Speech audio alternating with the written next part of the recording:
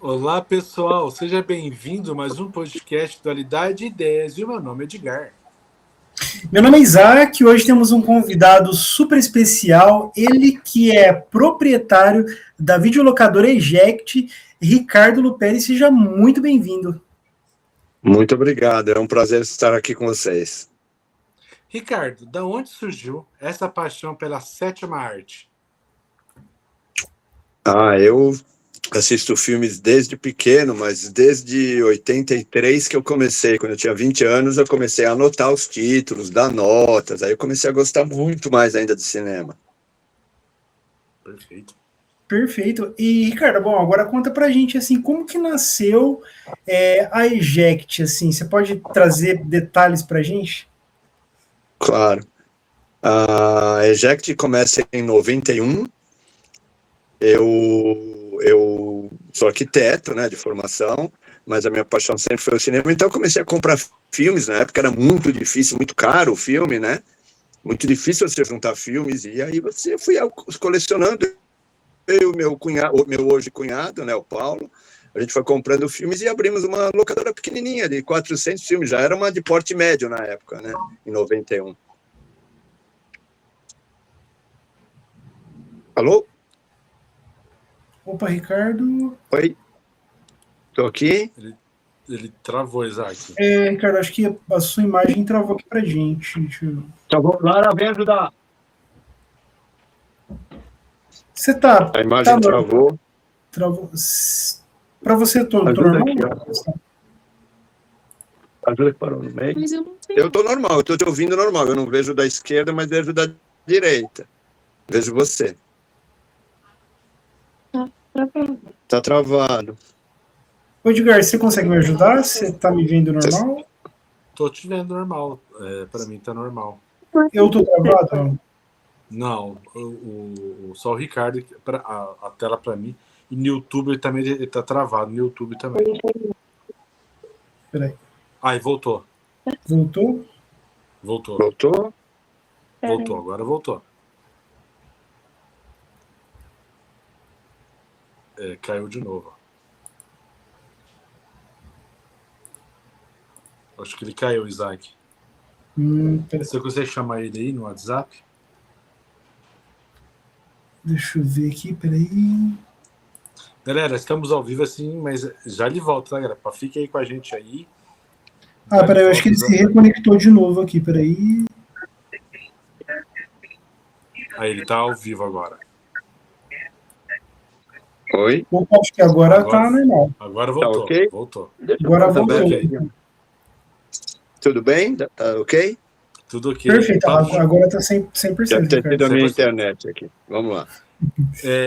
Isaac, se quiser voltar a pergunta para ele, por gentileza. Sim, Ricardo. Na verdade, como que nasceu, né, a Eject, assim, como que foi o surgimento? Se puder trazer detalhes pra gente. Eu comecei em 91, eu sou arquiteto de formação, mas a minha paixão por cinema era maior, pela arquitetura, eu morria de vontade de ter uma videolocadora, como todo mundo estava abrindo nos anos 90, e começamos a juntar dinheiro e comprar. O filme era bastante caro, o filme original era em VHS na época, né?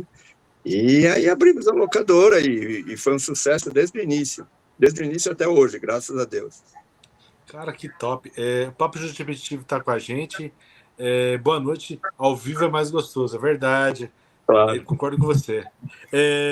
Ricardo, como você define o papel da videolocadora na formação de olhar cinematográfico dos seus clientes? Olha, o papel da locadora, ele não foi mudando muito, não, dos anos 90 até hoje. Muita gente fala, nossa, quanto tempo, 30 e poucos anos. Os perfis mudam, os comportamentos mudam. Mas o papel da locadora, para mim, é você chegar em casa tranquilo e assistir um filme que você escolheu, né? Um filme que você escolhe o que você quer conhecer, uma determinada linguagem, um tipo de cinema. Eu acho que a locadora é esse meio democrático, vamos dizer, de locução entre o cliente, quem escolhe é você entra lá, eu vou te orientar, tal, mas a escolha é do cliente, né?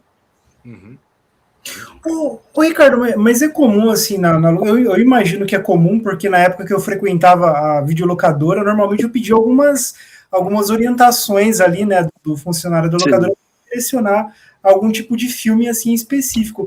Na Eject, como que funciona esse trabalho? Tem um trabalho de curadoria, assim, de Tem, direção? claro, tem, e é natural, não é que eu uso isso como arma, sempre foi assim, eu sempre conversei com o cliente quando ele chega e quando ele vai embora, né, me interessa saber o que ele gostou, até para eu indicar os próximos, eu sempre deixo lá num cantinho indicações quando o cara vem devolver, para a gente já iniciar um novo pacote, e eu não quero só dar o que o cliente quer, o que o cliente gosta, passa por a curadoria passa por uma troca de aprendizado, né? De a gente descobrir coisas novas no cinema, não só o que você já conhece.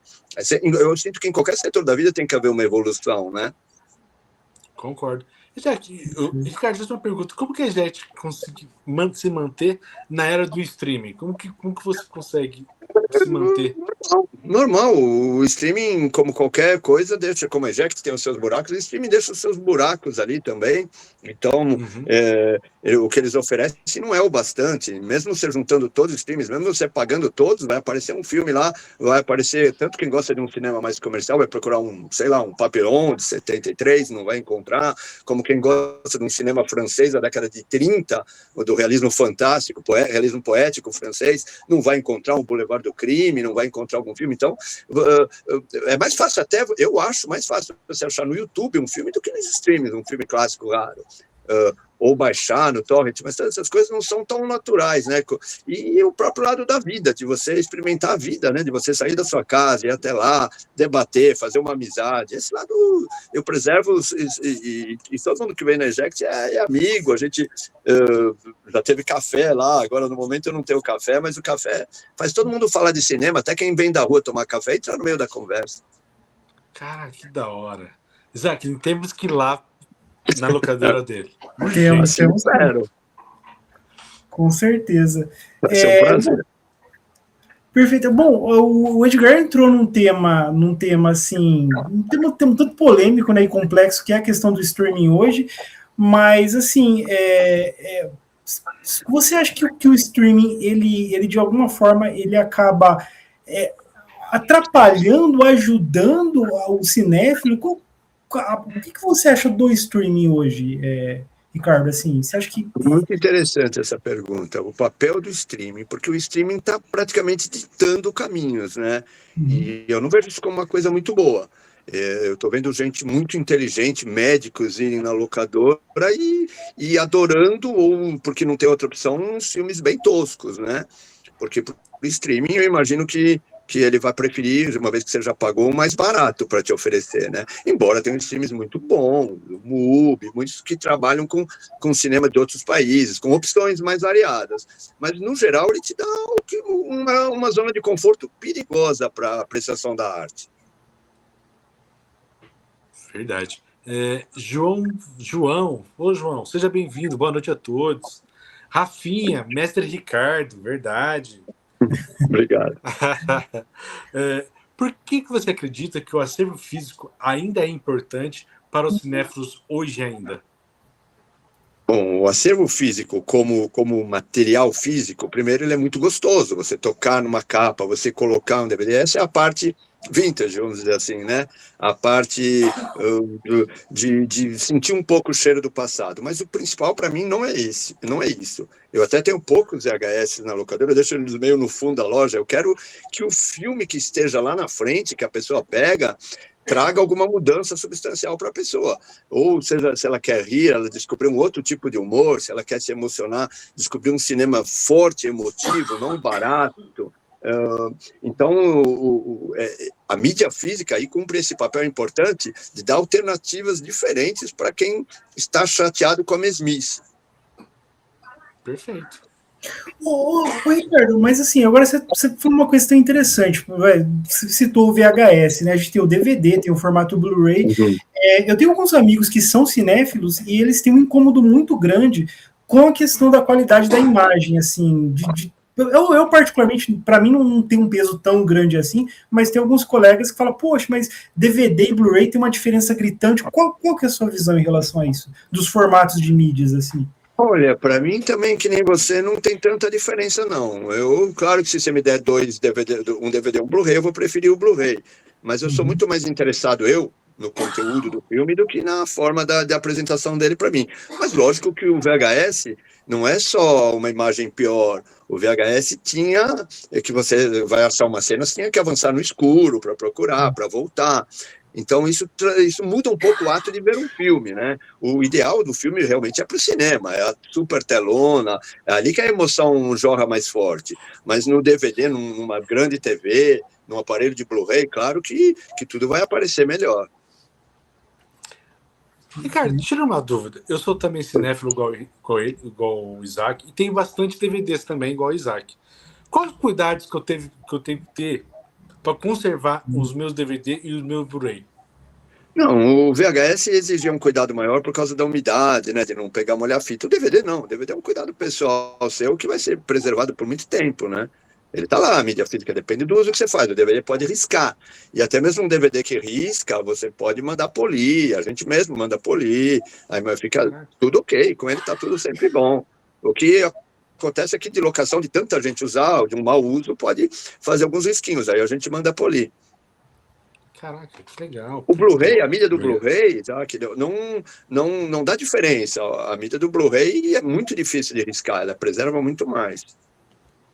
Ah, ela preserva muito mais que a normal. Sim. Difícil aparecer um Blu-ray riscado. Entendi. Ô, Ricardo, bom, agora falando um pouquinho de cinema, né? Tipo, Tá. meu cinema, assim, minha experiência com o cinema foi o cinema norte-americano, né? Acho que, enfim, Tá. quase todo mundo, né? E Muita depois gente. depois eu fui descobrindo ali alguns movimentos cinematográficos, depois conheci o cinema francês, que eu fiquei apaixonado. Você pode contar um pouquinho da sua jornada com o cinema, das suas experiências, da sua jornada aí? Hoje eu vou rever um filme que eu assisti nos anos 80, 90. Alguns perdem força, porque a gente se transforma sempre, e alguns ganham muita força. Eu vejo que filmes que eu gostava nos anos 90, hoje eles aparecem como obras de arte muito superiores até. E isso é um sinal do empobrecimento da linguagem, dos tempos, né? As coisas ruins ficaram médias, as coisas médias ficaram excelentes, de repente. Talvez porque a gente tenha muita informação visual de coisas ruins, de filme de cachorrinho, de filme escroto, de sangue, de imagem. Há uma banalização da imagem. Então, quando você vê um cinema, por exemplo, que nem você falou da Nouvelle Vague francesa dos anos 60, ou um neorrealista italiano, um Fellini, você fala assim, meu, o que é isso? Você sai, não é a comoção de chorar, nada, você sai engrandecido, porque você vê um espetáculo sem espetacularização, você vê um filme que mexe, que pode se carregar na tua memória o resto da vida. Caraca. Perfeito. Isaac, se você quiser colocar o Bruno na tela, que eu achei muito legal o que ele falou aqui. Ó. Boa noite. Vi Diabo Veste Azul, alugado aos meus 9 anos. Aí o Edivaldo da locadora me indicava filmes que nem tinha lá, como Space Lee e outros. Spike Lee, né? Spike Lee, desculpa, Isaac. E outros. Mas podia levar Coração Satânico ou Encruzilhada. Eu nunca vi falar desses filmes, já ouvi falar. Eu tenho todos eles na locadora.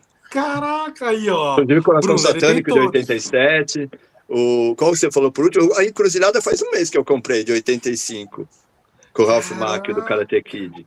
Eu tenho uma sessão lá de anos 80, né, com todos os filmes dos americanos mesmo, Goonies, Gremlins, dos anos 80. Hoje eu comprei, tá aqui na minha frente, hoje eu comprei o Indy, A Força dos Ventos. Eu fui pra Moca, e vi um sebo, entrei e vi o Indy lá, com a menina do Dirty Dancing, já comprei aqui. Aí, ó, Bruno. Depois você entra na página dele e conversa com ele aí, ó, porque ele tem. Que legal. João Tenho todos também. que ele falou. Top demais. João, no encerramento dos Jogos Olímpicos de Inverno, foram só músicas de filmes italianos. Olha. Que legal. Eu não João. vi, que genial. Vou querer ver, vou buscar.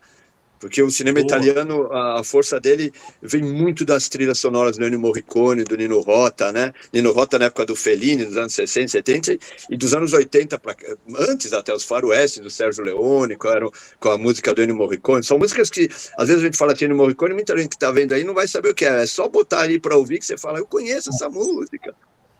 Cara, que legal. Ricardo, eu não sou tão conhecimento igual vocês, mas tem uma coisa que eu gosto muito, que é Nazarop. Hoje, para mim achar também... Você tem Mazzaropi também? Tenho quase todos os Mazzaropis lá. Eu, essa semana, porque lá você escolhe, né, já que tem entre comprar e alugar.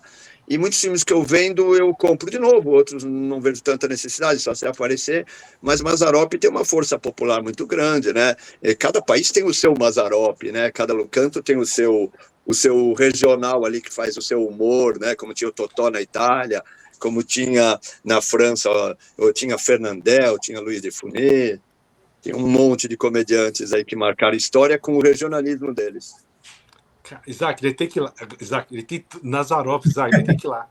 Com certeza. Temos que ir lá. Atualmente não rio tanto com o Mazzaropi, mas vejo o valor nele.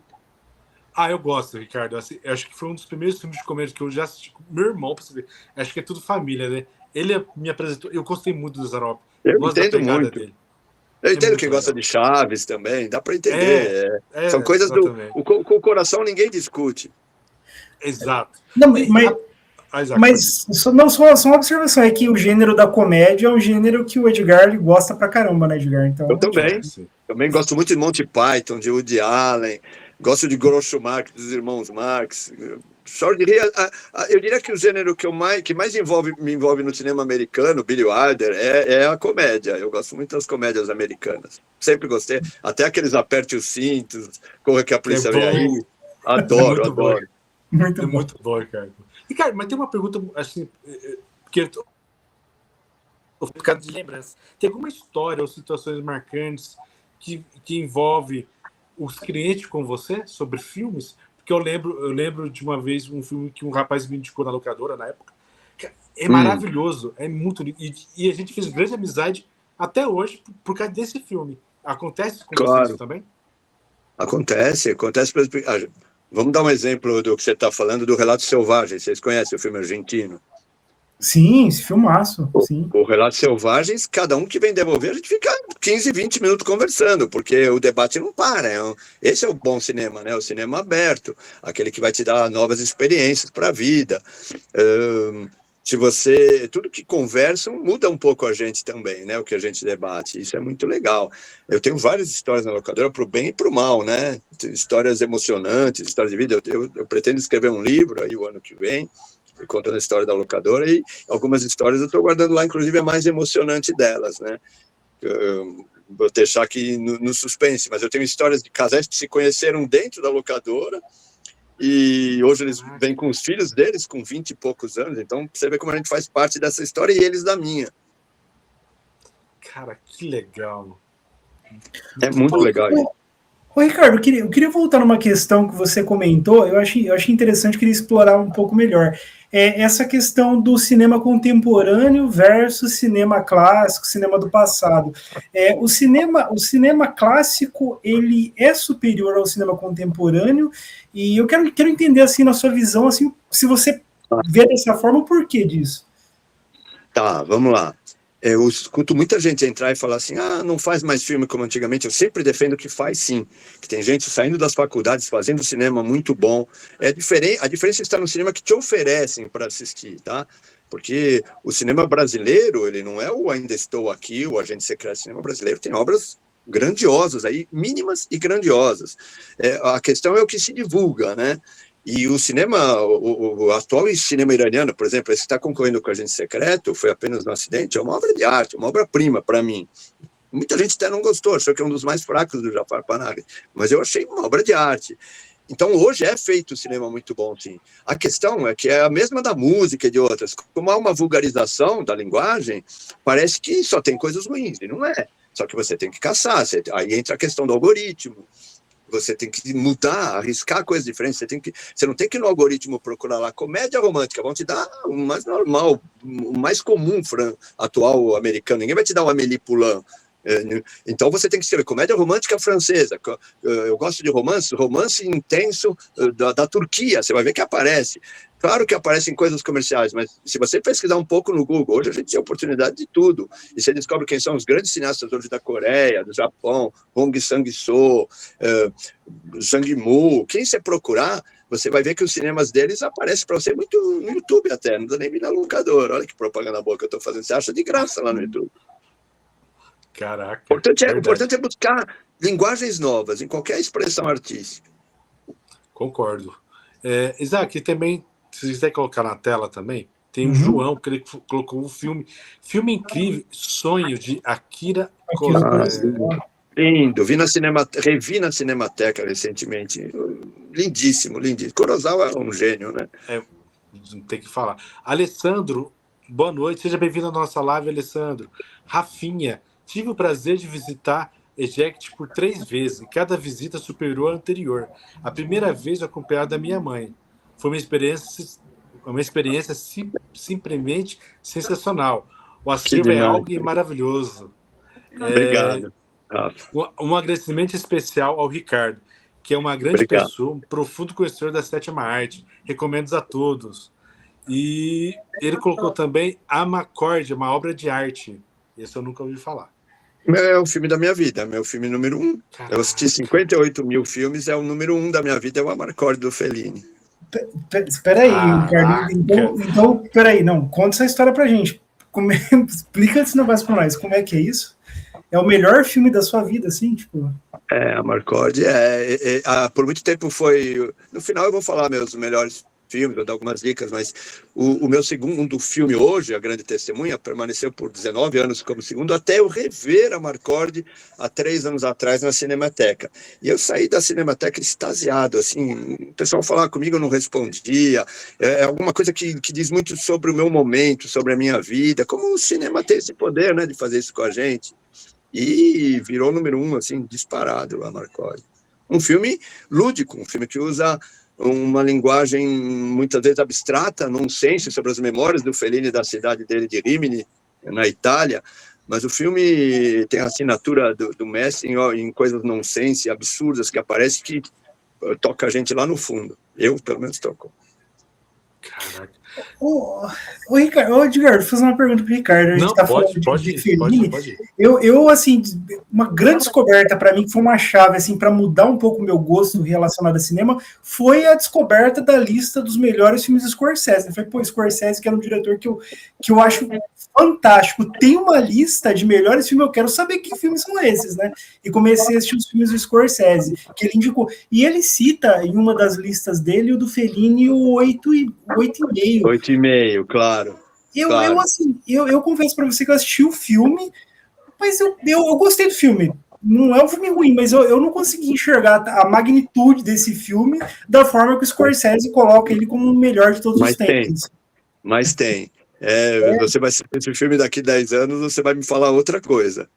Não que hoje você não seja formado, mas porque o filme muda a gente, né? O 8,5 é um filme que o Fellini estava acabando o orçamento dele, tinha o dinheiro da Cinecittà e não fazia o filme. Aí ele tinha 7 filmes até então, ele falou, pois em uma semana eu vou fazer o meu 8º filme, ele vai ser 8,5, né? Ele vai ser 1,5 de tão bom que foi, e foi mesmo. Ele é um filme ele é um metalinguístico, porque ele é sobre a dificuldade que um cineasta tem de fazer um filme. Então ele joga as memórias dele lá, joga o papel que as mulheres tiveram na vida dele, durante uma filmagem, e é um filme anárquico, assim, em linguagem. A linguagem que a gente fala é a forma, para leigos, né? A forma de contar um filme. Você me conta uma história, a literatura escreve através do papel, a pintura escreve através da tela, das cores, e o cinema escreve através da sequência das imagens, né? Dos cortes, dos planos, do movimento de câmera. Tem gente hoje que joga a câmera para lá e para cá pensando que está fazendo cinema, né? E o cinema não precisa de tanta coisa, ele precisa de conceito, ele precisa de você olhar para ele e ver o que você está fazendo, e aí sai um filmaço. Cara, que aula, Isaac. Que legal. Nada.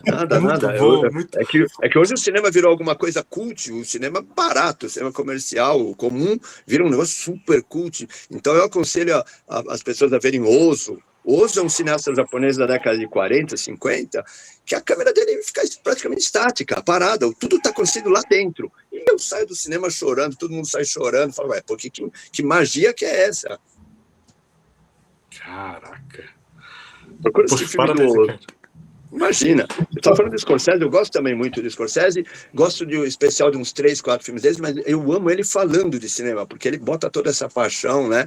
Ele tem uma paixão maluca pelo Glauber Rocha, aqui o cinema novo brasileiro, e ele gosta muito do cinema da Índia, de Satyajit Ray. Ele experimenta o cinema como linguagem, né? O Scorsese é um grande gênio do cinema que caiu em grandes produções, então fez filmes, para mim, também comuns.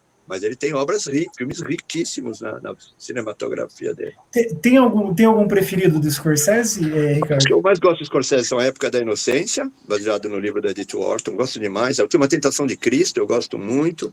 Depois de Horas, que é um filme menor sobre coincidências que acontecem numa noite. Esses, para mim, são os melhores dele. Depois, num segundo patamar, eu coloco o Taxi Driver, Touro Indomável, que são os vistos como top deles, e que são muito bons mesmo, mas para mim estão abaixo dos roteiros desses 3 primeiros que eu falei, para mim.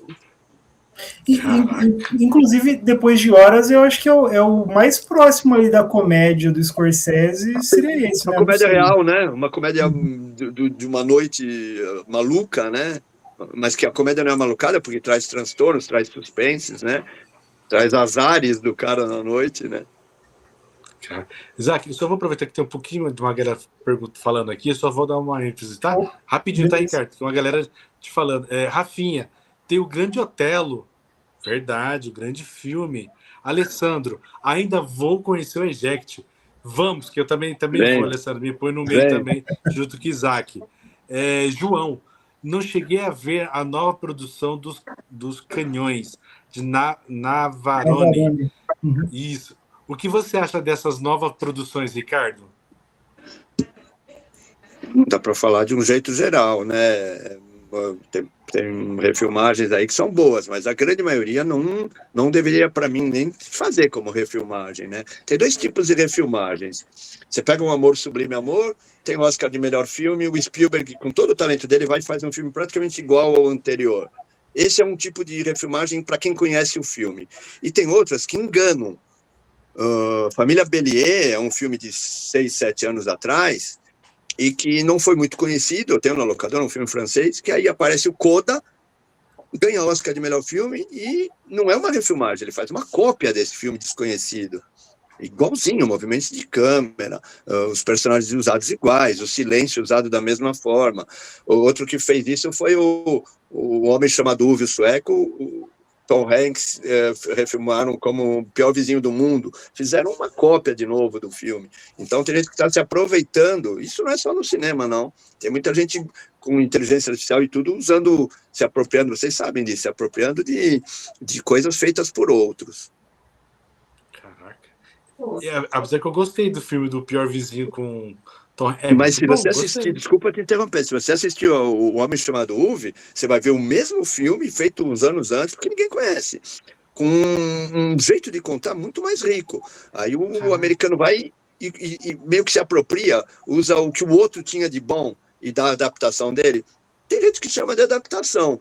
Para mim é muito de cópia, tem mais cópia do que adaptação, né? Cópia de um sucesso, assim, que pouca gente conhece.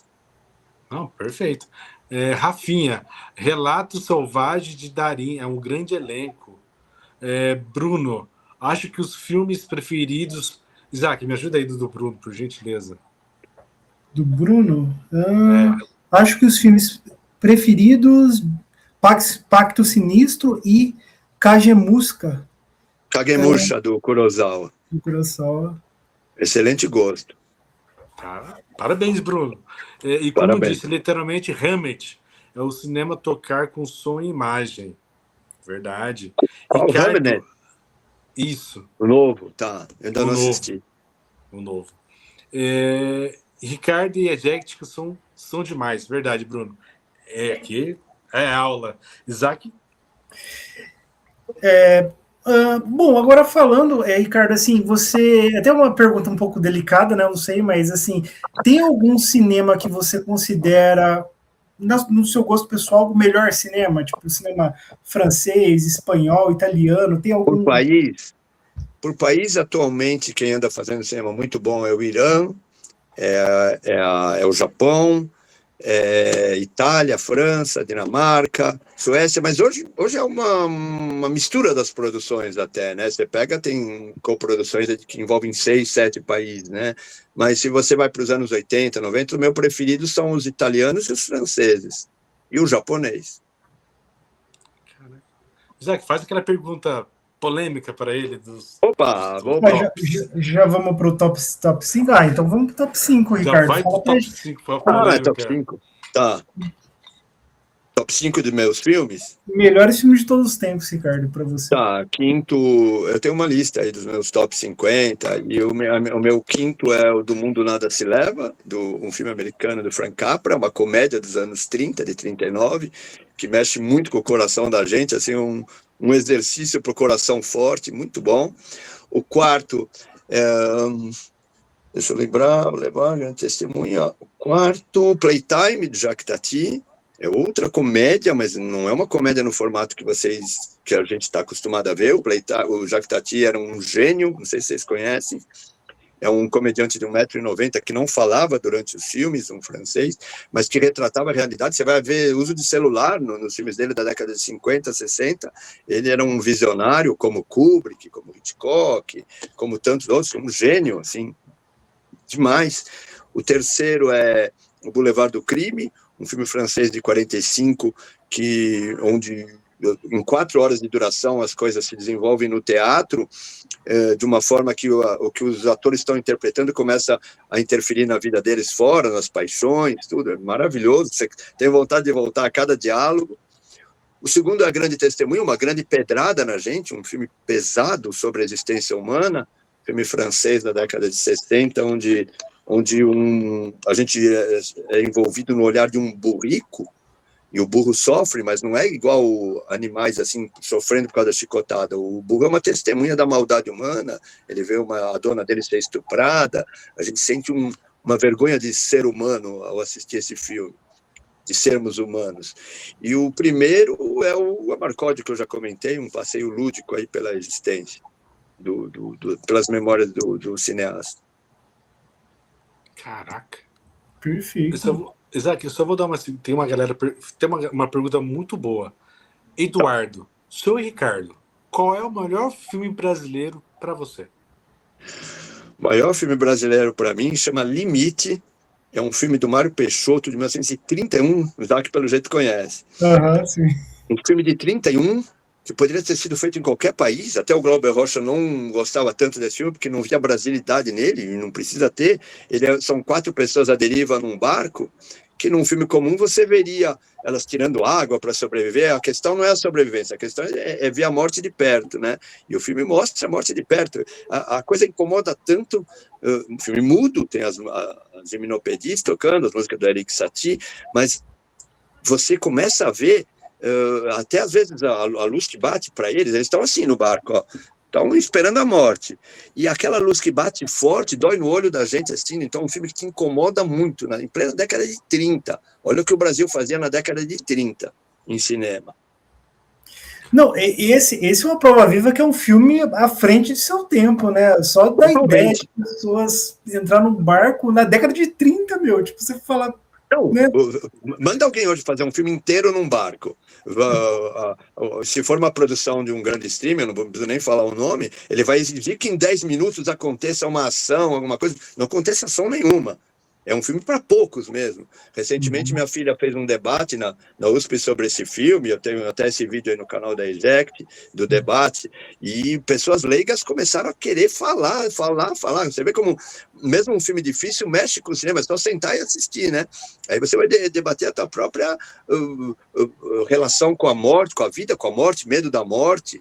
Aí a coisa foi longe, viu? Caraca. E, cara, tem outra... Isaac, posso só me dar mais uma? Opa! Que o Rafinha perguntou: e os Bons Companheiros? Você gosta? Do Scorsese. Eu gosto. Para mim, de 0 a 5 é um nota 4. Para mim, ele tem alguns problemas, mas ele é um filme, se você olhar pelo lado da máfia, do crime, assim, é bem legal de assistir, bem gostoso de assistir. Mas é um cinema comercial, um comercial de nível. Perfeito. Diego. Boa noite, pessoal. Ô, Diego, boa noite. Seja bem-vindo à nossa live. Ricardo é maravilhoso, sabe muito de cinema. Parabéns, Ricardo. Obrigado. Ricardo, como que você vê a Eject faz parte de uma memória cultural e afetiva de São Paulo? Você me incomoda falando assim, porque eu gostaria muito, mas eu tô lá no meu dia a dia lá pequenininho, eu não me enxergo assim. Outro dia um cliente comprou um filme e me pediu para dar um autógrafo. Eu falei, que é isso? Eu falei, mas eu não faço filme, eu estou alugando o filme. Eu me sinto orgulhoso, mas não é uma falsa modéstia, mas eu acho que quem deve ser louvado é quem faz os filmes, né? Eu gosto muito de aprender com quem vem lá também, de ouvir falar, debater, discutir.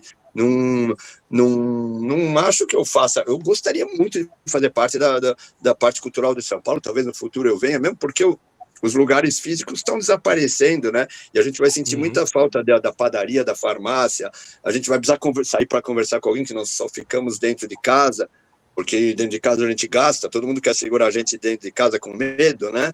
Então a experiência de ir até a rua, puxa, a experiência de ir até um MASP na Paulista, um MAC USP aqui perto da locadora, com obras de arte incríveis, entrada grátis. A gente tem que experimentar mais a cidade culturalmente, em festas, em alegrias, né?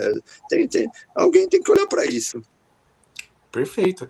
Isaac, tem duas perguntas que são muito boas. Posso? Opa, manda bala aí. Diego fez uma pergunta muito legal. Ricardo, qual o seu top 3 do Fellini?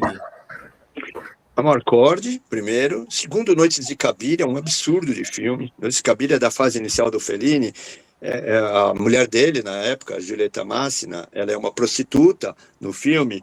E o Fellini faz uma incursão tão grande no mundo da prostituta que a gente se sente como uma prostituta. Ele joga uma câmera, uma hora que ela vai num show de mágica, dentro do olho dela, e ela começa a contar os desejos dela, todo mundo ri na plateia, e a gente se sente como ela. Aí que vem o mágico que o Fellini era, né? Tem um dos finais de filme um dos top finais de filmes mais lindos da história do cinema, junto com o Luz da Cidade, do Chaplin. É uma assinatura do Fellini inacreditável, vale a pena vocês assistirem. E o terceiro do Fellini eu colocaria Estrada da Vida, que é belíssimo também, com Anthony Quinn. Show. Isaac, vou continuar que tá vindo bastante, tá? Manda bala. Ricardo, qual é o seu filme ruim preferido? Meu ruim preferido chama... eu adorei essa pergunta, eu não esperava. A minha filha briga comigo, chama A Melhor Casa Suspeita do Texas, uma comédia de 83, que nem eu sei porque eu gosto tanto, mas você põe pra mim, eu fico assistindo quantas vezes você pôr, rio, uma comédia musical com a Dolly Parton e com o Burt Reynolds. Eu acho demais, eu choro de rir toda vez. Show. E é ruim. Ricardo, É ruim. Ricardo, cite um filme de David Lean, de Stanley Kubrick. Isaac, agora me ajuda, porque o outro é Milos Forman. Já entendi. David Lean, Stanley Kubrick, Milos Forman, acho que é isso. Os três. Eu só quero saber se é David Lean, do Dr. Zhivago, ou David Lynch, do Veludo Azul. Eu entendo aqui David Lean. Não Lean, L-E-A-N. Tá. Isso. David Lean seria ou o Dr. Zhivago, minha filha tem até o nome por causa do personagem do filme, Lara, ou o Laurence da Arábia. Vamos ficar com o Dr. Zhivago, são os dois que eu gosto mais. O Stanley Kubrick, puxa, Stanley Kubrick é muito difícil falar, tem muito filme bom dele. Laranja Mecânica, De Olhos Bem Fechados, cada vez que eu assisto eu sinto um filme diferente, novo, atualíssimo, e está até em debates atuais aí por causa do Epstein, né? Então, mas o meu preferido dele é o 2001, Odisseia no Espaço. Deixa eu fazer uma pergunta, Ricardo, você chegou a assistir 2001 no cinema? Não, infelizmente não, amiga. É um dos meus buracos. Eu queria ter assistido. Ainda vou ver na minha vida, espero ainda poder ver, porque é incrível esse filme, você sabe, né? É incrível. Recomendado para todo mundo. Ele está falando inclusive também sobre o controle que um computador tem sobre a gente, né? Que é o HAL 9000. O HAL 9000 está matando gente na nave e ele mal consegue desligá-lo porque ele pega o lado emocional dele. É a nossa mesma relação com o celular, né? Eu tô falando com vocês, quando eu sair vamos olhar quem escreveu pra gente, isso é ridículo, né? É verdade. Olha o que a gente se tornou, né? Nós não conseguimos desligar uma maquininha que está na frente da gente, vamos a cada pouco lá fuçar a vida dos outros. Ô, Ricardo, deixa eu fazer uma pergunta, já que a gente falou em 2001, 2010 é um crime, assim, é um desastre total? É um meio crime, não é um crime que merece cadeia, mas é um crimezinho, né? Porque o cinema tem muito disso. O 2010 é um filme bacana, de efeitos legais, mas que vem para explicar o 2001. E a gente não precisa de explicação para nada, gente. É muito chato quando grandes filmes hoje, brasileiros, inclusive premiados aí fora, estão no final perdendo um roteiro brilhante porque querem explicar coisas no final para se enquadrar num mercado, para se enquadrar numa premiação de Oscar. Então eles estão jogando fora a beleza dos finais dos filmes que marcam a gente, que a gente lembra por muito tempo, explicando. O Kurosawa falava isso, de novo Kurosawa, ele falava, cor e imagem falam por si só. Eu não preciso escrever, falar onde já está dito. O que já está dito não se fala, tá? Eu só concebo meus textos só completando o que a imagem ainda não falou. E hoje você está vendo uma coisa na imagem, logo em seguida o cara está explicando aquilo. É terrível. Isso é terrível. Terrível. Concordo. Isaac, eu só vou fazer um aqui que a aluna foi... Oi, Ricardo. Então, oi, Ricardo, para você. Tudo bem? Ela está na live. Ricardo, indique 3 diretores iranianos que você gosta, por favor, que eu vou anotar. Tá bom. Tá aí o Jafar Panahi, que está sempre preso, porque ele levanta sempre as questões sobre o Irã. Foi Apenas Acidente, que está concorrendo aí no Oscar. É um filme que fala sobre ditadura sem estar apelando para isso. Ele está mostrando o que a ditadura causou em pessoas muitos anos depois, em coisas do cotidiano, do dia a dia delas. Eu citaria o Majid Majid, que fez Filhos do Paraíso, que é lindíssimo, e As Cores do Paraíso também, e o Moshe Makhmalbaf, que... não, é Abbas Kiarostami, vamos colocar o Abbas, que tem o Gosto de Cereja, que é uma obra-prima também, e vários outros. É um cinema, o iraniano, tanto para filmes comerciais, que nem nesse estilo do Relatos Selvagens, assim, tem um recente lá na locadora, Sem Data, Sem Assinatura, que é muito bom, como para um cinema bem intimista, bem olhar de crianças lá no Irã. É diferente você ver o Irã num noticiário e você ver o Irã através do cinema, você vê que eles são iguais a gente. Caraca. Mas tem uma pergunta do Bruno, A Árvore da Vida é uma cópia de 2001? Nossa. Não, para mim não. Para mim, não. Agora, pensando bem, tem coisas mas o Árvore da Vida é um filme que vive mais das suas pretensões do que dos resultados, para mim. Hein? Eu aproximaria mais a Árvore da Vida de alguns filmes do Lars von Trier do que do 2001. Mas essa coisa, puxa vida, eu não vejo não muita coisa na Árvore da Vida, sinto muito. Perfeito. Fui vizinho do Eject nos últimos 2 anos e foi maravilhoso ter o Ricardo como curador para minhas locações. Um abraço, Julinho. Ô, Julinho, um abraço, amigo. Um comentário, a Odisseia no Espaço de 2001, vendo no cinema. Acho você chegou a ver, Ricardo? Ele está perguntando se você viu. Não, ele fica, não. Ele me perguntou, não vi no cinema, só vi em vídeo. Em vídeo. E Almodóvar, você citaria ele? Do filme argentino? Sim. Amo Almodóvar, os filmes espanhóis, Almodóvar, amo. Principalmente Fale com Ela, Tudo Sobre Minha Mãe. Tem vários filmes aí que eu e minha filha, a gente viaja atrás dos clássicos, a gente fez nas locações lá uns vídeos sobre eles, porque nós somos apaixonados por Almodóvar. E Fale com Ela, Tudo Sobre Minha Mãe, vou ver, cada vez que eu vejo é melhor que as vezes anteriores. O Almodóvar é um maluco de mente aberta, né? De mente aberta na questão sexual, na questão afetiva. Então, ele solta as coisas no filme. Eu digo que ele é um ditador da imagem, porque ele te pega pelo braço, ele te faz gostar do filme dele. Isso é meio forçado, mas é bom demais. É muito legal. Legal. Desculpa, que tem uma pergunta que eu achei muito legal. Ricardo, qual animação você indicaria para crianças? Quando vem alguém na locadora, primeiro eu respeito muito o que a criança quer, porque é a criança que manda, né? Não adianta você ficar indo atrás da criança e ensinar coisa. Mas se é para indicar para a criança, para os pais assistirem juntos, começarem com as crianças, Disney não precisa indicar porque todo mundo já conhece e tem qualidade, né? Eu indicaria alguns filmes franceses do Michel Celos, Aventuras de Azur e Asmar, indicaria o brasileiro O Menino e o Mundo, mas eu gosto muito de indicar, e nem precisa também, porque todos já conhecem, o Estúdio Ghibli, O Conto da Princesa Kaguya, Túmulo dos Vagalumes, que é mais pesado, não é tão para criança, mas A Viagem de Chihiro dá para criança acompanhar bem, O Menino e a Garça, recente, adoro. Pônio, o Ghibli tem para todos os gostos e formatos aí, e ele se preocupa com a formação, com a parte intelectual, com a parte estética, são Vidas ao Vento, é lindíssimo. Perfeito. Diego, olá Diego, seja bem-vindo. Você curte filme do Dario Argento? Curto como visual, mas não tanto. Acho também um pouco de exagero na cultuação do Dario Argento. Eu gosto de alguns, mas nada assim muito Suspiria, mas nada muito genial para mim, não. Mas diferente. Eu acho que eu outro dia li uma frase muito bacana que falava assim: o oposto da guerra não é a paz, é a criação. Eu acho que o mundo está precisando criar coisas. Nós estamos, quando a inteligência artificial é uma avalanche que ninguém vai conseguir, certo, combater. Só que ela vai atropelar a criação. Ela vai atropelar o ato de. Você vai virar preguiçoso. Ela vai atropelar o ato de tirar coisas da sua mente, do seu interno, da sua expressão artística.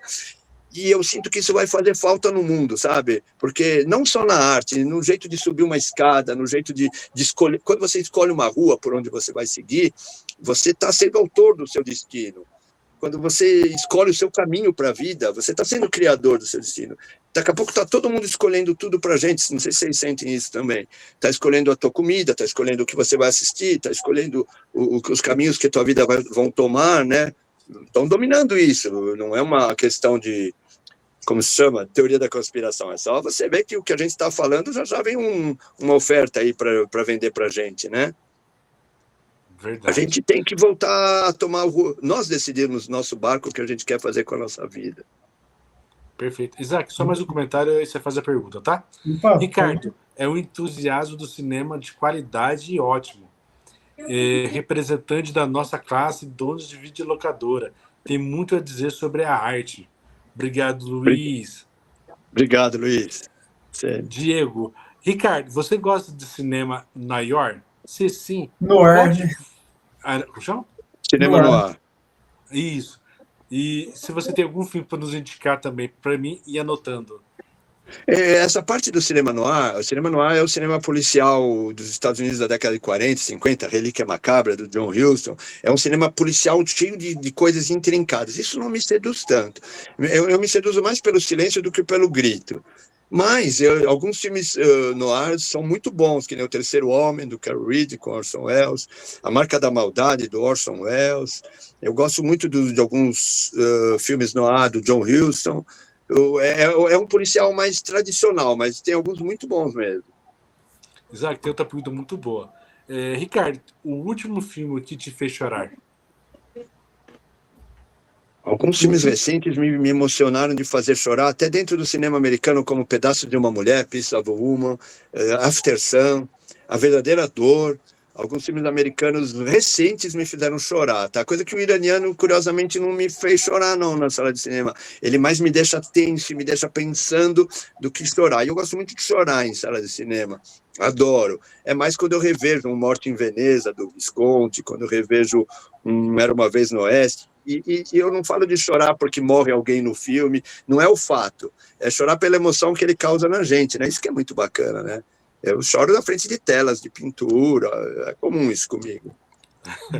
Bom, que top. Senhor Ricardo, que legal. Eduardo, olá, Eduardo. Senhor Ricardo, qual é a sua opinião sobre ver Chaplin cantar no seu último filme? O último filme dele, você está falando do Rei em Nova York, Chaplin cantando? Ou da primeira... porque o Chaplin tem uma peculiaridade, né? Chaplin é algo que até hoje perdura, assim. Eu posso na locadora indicar para criança, e criança ama Chaplin. O Chaplin é universal de todas as épocas, de todos os países, de todas as idades. E ele, quando chegou o cinema falado, ele canta numa cena dos tempos modernos, onde não se entende nada do que ele fala. Ele começa... E ele quer, com isso, mostrar que o cinema não precisava necessariamente falar, né? Que a força da arte não vem da verborragia. Ela vem das imagens, ela vem da formação do que você está assistindo. Então, não sei se é esse filme que ele está se referindo ou ao último filme do Chaplin, O Rei em Nova York. Os dois últimos eles são A Condessa de Hong Kong e O Rei em Nova York. E eu não me lembro de números musicais desse filme, desculpe, é uma falha minha. Eduardo, comenta aqui depois qual filme você vai comentar. Pois não, isso. Que é mais fácil. Luna, Por causa do Ricardo, comecei a prestar atenção nos diretores. Antes não prestava atenção. Aí, viu, Ricardo? Obrigado, Luciano. É minha cliente. Eu realmente estou colocando ela lentamente num cinema diferente. Ela tem muito bom gosto. Ela é uma Cláudia Cardinale. Tá aí um beijão para ela. Diego, você já participou da produção de algum filme, Ricardo? Não. Inclusive aquele filme sobre as locadoras, da magia das locadoras, nem me procuraram. Não tem problema, não. Na época que foi feito, não me procuraram. Nunca fizeram agora recentemente os alunos da USP um curta sobre a locadora, mas não participei, nem tenho isso em conta, não precisa, não. O Idar colocou, em tempos modernos. Então, em tempos modernos, não é o último filme do Chaplin, é exatamente a cena que eu destaquei em 37, né? O Chaplin, é aquele filme que no começo o Chaplin está na produção, fala sobre a Revolução Industrial, que ele mal consegue ir na máquina, confronta máquina-homem, ele trabalha numa indústria e a máquina vai indo embora, ele corre atrás dela, é uma coisa alegórica sobre o homem virar robô, né, ter atitudes robotizadas. E é essa cena que eu comentei do Chaplin cantando coisas que não se entendem. Isaac, faz sua pergunta, depois eu falo do outro período do rapaz aqui, tá bom? Legal. Senão você não vai falar no podcast. Ô, Ricardo, eu quero fazer uma pergunta importante, assim, de diretores, né? Você tem uma lista no ranking, um top 5 melhores diretores de todos os tempos? Tem um top 30 de diretores, mas eu não vou falar de cor, não vou saber de cor. Primeiro Fellini, segundo Visconti, terceiro Ingmar Bergman, nós não falamos do cinema do Bergman em nenhum momento, do sueco Bergman, de Morango Silvestre, Sétimo Selo, Gritos e Sussurros, que é um cineasta da alma humana, né? Esse é impressionante. Você põe em duas telas um filme de qualquer bom cineasta, põe o do Bergman tem grande chance de ser muito melhor, de ganhar, porque ele abrange tanta coisa, é tanto conhecimento interno da alma da gente. O Bergman em terceiro, Jacques Tati em quarto, Sérgio Leone em quinto, e por aí vai. O meu preferido do Bergman é Persona, tá? Só pra... Qual que é o teu preferido do Bergman? É o Persona. Ah, mas aí você tem muito bom gosto. Persona, eu estava sem o Persona na locadora, eu comprei agora. Persona é uma abstração assim genial, né? Nossa. É cinema dentro de cinema. Ali, putz, quanta coisa que você sente num filme do Bergman, né? Eu estava recentemente. Dá para falar isso? Vou me alongar um pouquinho? Não, pode. Rapidinho. O Bergman fez um filme em 85, no final da carreira dos últimos filmes dele, depois de Ensaio. E eu estava assistindo com a minha filha, e a gente estava avaliando, dando notas, fazendo um mini festival. E é um teatro, é uma câmera que não se movimenta, e uma personagem, ele está convidando uma moça para fazer teatro, ele bem mais velho, interessado na moça, e de repente entra um terceiro personagem e começa a beijá-lo, abraçá-lo, você começa a entender que é a mãe da moça, e que ele gostou da mãe dela no passado. Nada explicado, hein? Não precisa. Mas ela beija ele, aquela moça, a filha, está sentada lá atrás, com um vestido vermelho, hoje com 30 e poucos anos. Uma hora que ela anda pelo cenário, olha eu arrepiando aqui, a câmera vai vindo, aquela moça lá de trás, ele teve a pachorra de tirar a personagem com 30 anos e por uma menina de 14, que é como ela estava vendo a mãe naquele momento. Só que ele não faz alarde com isso, como se precisasse. Você mal vê. Ele num traveling câmera assim, ele anda junto e você vê que a personagem mudou de idade. Você vê como ele é diferente. Olha. Isso chama linguagem, tá? O jeito de contar, o jeito que eu vou te contar uma história, eu tenho vai acontecer uma história comum, é 11 de setembro, sei lá, qualquer coisa que você queira falar, eu te conto de um jeito, o outro conta de outro, o outro é capaz de contar de um jeito bem-humorado, e isso chama linguagens, né? Cada um conta do seu jeito. Caraca, que aula, Isaac. Muito bom. Ricardo, parabéns. Cara, eu tô aqui parado só aprendendo muito, cara, que aula. Isaac, nossa, tem vários comentários. Tem uma lista de comentários aqui já, de novo. Opa, pode. Posso ir? Ricardo, qual lançamento marcou a Ejetic Video? Tem algum filme que na época era novo, que te marcou por algum motivo? Eu tenho um carro-chefe na locadora que eu gosto de usar, que é o Argentino Filho da Noiva. Não sei se vocês assistiram. Filho da Noiva é um filme com Ricardo Darín, um filme argentino de 2001, que é o único filme que na Cinemark ele ficou mais de um ano no Marketplace, tá? Ele ficou mais de um ano em cartaz. E O Filho da Noiva é um filme que te muda a forma de enxergar teu dia a dia. Eu recomendo na locadora assistirem com mais pessoas em volta, porque a gente no final do filme quer abraçar quem está do lado da gente. Ele fala sobre percepções sobre a vida. Você só correndo, trabalhando, tá, de uma hora para outra ele tá com a mãe dele com Alzheimer, mas é um filme leve sobre esse tema, por incrível que pareça. Ele começa a sentir através das conversas da mãe o que a vida vale a pena ser vivida. Então é legal ver muita gente. E eu, na época, quando eu vi o que esse filme estava causando nas pessoas, eu comprei um monte de peças, um monte de DVDs. Era o início do DVD, 2001, por aí, 2000. E até hoje eu alugo muito esse filme. Eu alugo para gente do povo, gente que não está acostumada a ver cinema, mas que eu sinto que tem uma vontade de se emocionar num filme. Pumba, Filho da Noiva. E recomendado para vocês. Experimente ver que filme. Eu vou assistir. Eu vou pegar experimente o que... E assistam com mais gente junto. Isaac, vamos fazer.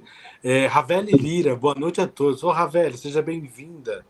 Diego. Ricardo, você gosta do cinema expressionista alemão dos anos 20? Né? Uhum. Gosto muito, Diego, gosto muito. É um cinema anterior ao período entre guerras na Alemanha, então o horror vem como um disfarce para poder falar do nazismo, né? Nosferatu, Metrópolis, o Vampiro do Düsseldorf, gosto muito. Bergman é maravilhoso, Diego. Cena de um casamento é sensacional. Sensacional. Bruno. Ricardo, a Ejetic viveu tsunami do Titanic? O tsunami do Titanic. Como é que é? Se a Eject viveu o tsunami, né, que foi o Titanic, o lançamento. Olha, eu vou contar um negócio curioso para vocês. Eu nunca... A única vez que eu tive... Acho que eu falei assim, alguma matéria da TV. A única vez que eu quis fechar a locadora foi na época do Titanic. Olha que curioso.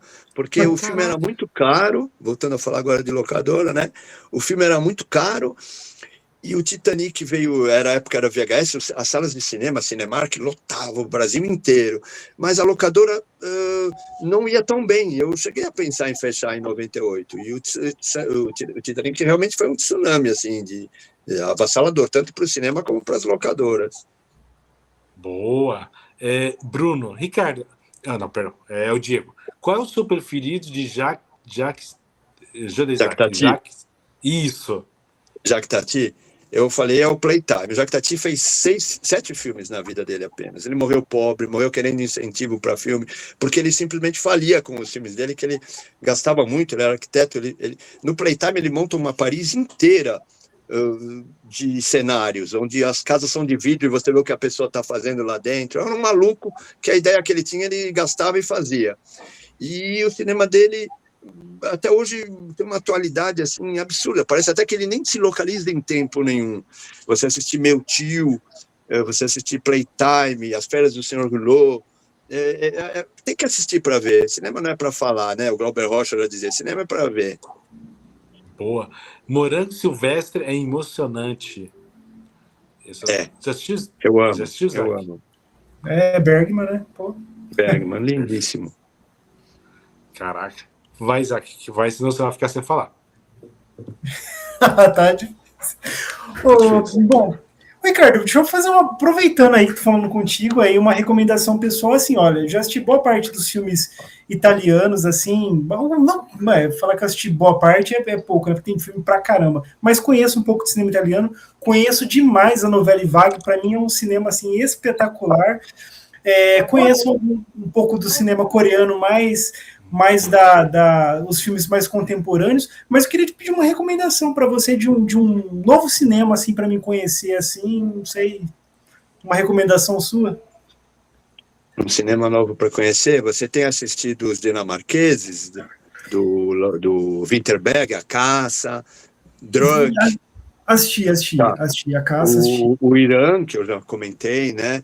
Um cineasta coreano, atualmente, ele anda fazendo só que não existe nada dele em DVD lançado no Brasil. Fora eles lançam. Poxa, fora tem o Ainda Estou Aqui, é um filme que saiu em Blu-ray só aqui no Brasil, um trabalho do Valmir, da Obras Primas, mas não saiu em DVD aqui.